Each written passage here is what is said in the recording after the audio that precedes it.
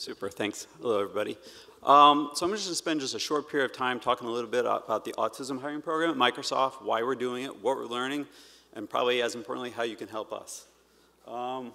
As many as you know, about a year ago at World Autism Day, Microsoft announced this program. And we knew that we've always been hiring people with disabilities at Microsoft for all the past 30-something years. But in the autism community, we knew we were missing a trick that we could do more. And in order to make great products and services, right, you have to have people working at the company across all abilities. And in the tech sector especially, there are a lot of roles that one would stereotypically think about could be good for someone that's on the spectrum. And if you look out today, there are quite a few other companies besides Microsoft doing work in this space. The leader really is SAP. They actually announced they had a goal of 1% of their workforce by 2020 to hire with autism. They have 65,000 employees, so that's 650. They're currently at about 100 employees, SAP. Hewlett-Packard's doing some great work here. Ernst & Young, quite a few companies are out there doing stuff like this. And so we knew we wanted to do something here, and we knew we weren't experts at Microsoft on autism. And so we really reached out to some partners in the community, in the autism community, to learn more what we could do, and really take a step back and think about our interview process and how maybe we could change it. And so I'm not going to read you some statistics. I think everyone in this room knows the business case of why this is important. And so I want to really touch on our autism program today, which is the second box. I'll go through a few slides on how it works, and I can take questions later. But I did want to also mention, I think, for this audience, we also have another program that doesn't get as much attention, which is a supported employment program at Microsoft. And this is a program for individuals with developmental disabilities, usually GED, high school level, looking for part-time work or even full-time work, and it's working with our vendors, our contractors. So these are individuals working in the cafes, landscaping, warehouse, receptionists.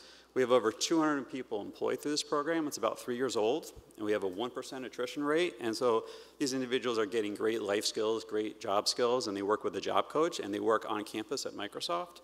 And this is a program that's been really instrumental in a lot of people's lives, and it's definitely, we're always looking for more folks for this program, the Support Employment Program. I'll walk through the autism program. And then the last two things is, we'll talk about autism today, but we're very active in other disabilities, mobility, vision, hearing, other cognitive. We're always, again, constantly looking for folks, and I can talk more about that at another time. So real briefly, we've been doing this for this program specifically for a little over a year. We've had 3 what we call cohorts or classes.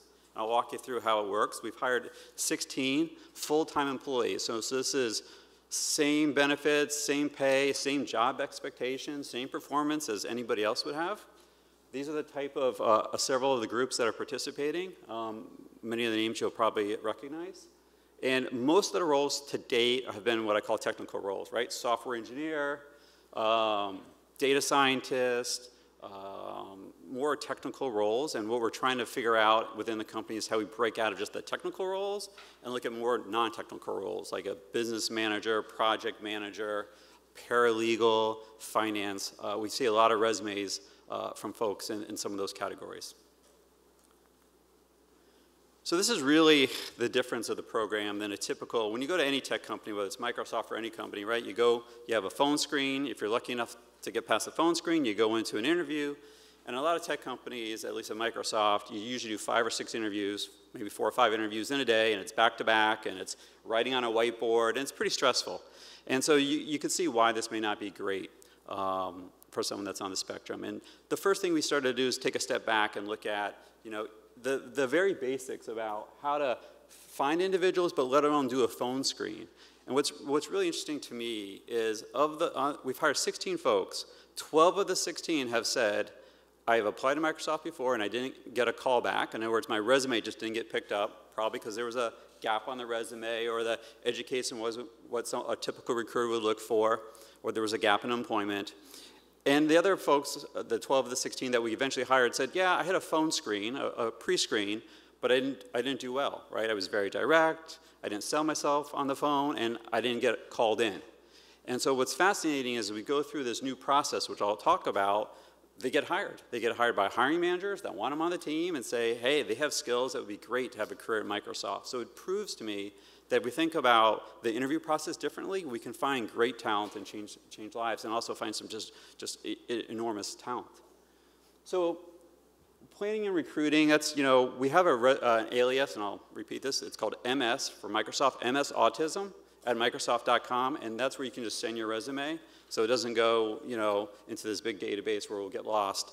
And we go through those resumes. We have a recruiter that goes through those resumes. We look at all those individuals, and basically do a pre-screen, a typical phone screen, but again, more of the etiquette and skills that you would think we would have. We work through that through the screening process, and we give some kind of technical, in this case, or business exercises, and we give the candidate more time to do it than a traditional interview. They might give them a phone screen, and then they come back the next day with the answer, which is quite fine. What's really interesting is, instead of coming in for a one-day interview, we bring you in we started with 4 weeks, we're now down to 2 weeks. We bring you to campus, we put you up, and we basically come to a conference room, a big conference room. We bring about 10 or 12 folks in at a time, and now it's gone from 4 weeks to 2 weeks. It's a session where we get to know the individual candidate.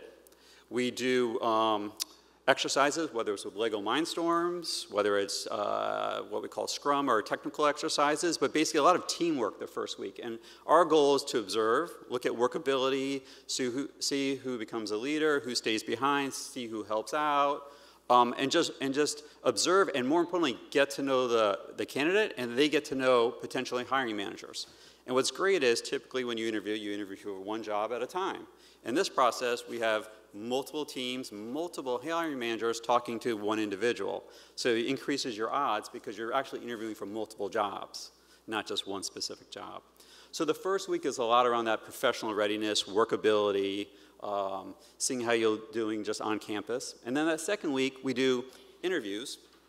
But again, a typical interview is one day. We spread it over 2 or 3 days. We prep the individuals. Right? The hiring managers that go through the interviewing have a little bit more on the etiquette and certain things that we don't probably do, like exercises on the whiteboard. So it's a more of a relaxed atmosphere, and we give feedback to the employees. And so at the end of the second week, the employees go home. We tell them that we'll contact them. And then within a week or two, we follow up with employees. And so far of the 16, we've brought in 32 employees, or 32 candidates, and we've hired 50%. Which is a pretty good rate of hire. And then these 16 folks are all now working at Microsoft full-time. Most of them are in Redmond, some are in the Bay Area. We're looking to expand to our other campuses across the US, so it doesn't have to be here just in Washington. And so we've had great success with that interview process, and we're trying to learn from that what we can take for other disabilities. And then once we hire you, we know that's not the end of it. There's the whole onboarding piece. And I mentioned we do training for managers and teams. So we have someone come in and do some awareness training and talks about the strength of autism, what you can expect out with working with someone on the spectrum. So it kind of breaks that down for folks that may not be familiar. But what I think is really neat about the onboarding piece, and this is kind of probably the second to last slide, is typically you have a manager and you have a peer where you work that helps you. But we have 2 extra components with this program. One is we have a social agency, so the external job coach, that for at least the first 90 days works with the employee's family, with the manager, with their peers to kind of help bridge the gap. And so a great example is all of a sudden we've seen an employee starts having a paycheck, and now they're up till 2 a.m. playing Xbox. Well, guess what? They got to be at work at 9 or 10 the next day. And so that job coach kind of helps come in and kind of has that conversation with the employee and potentially the parents.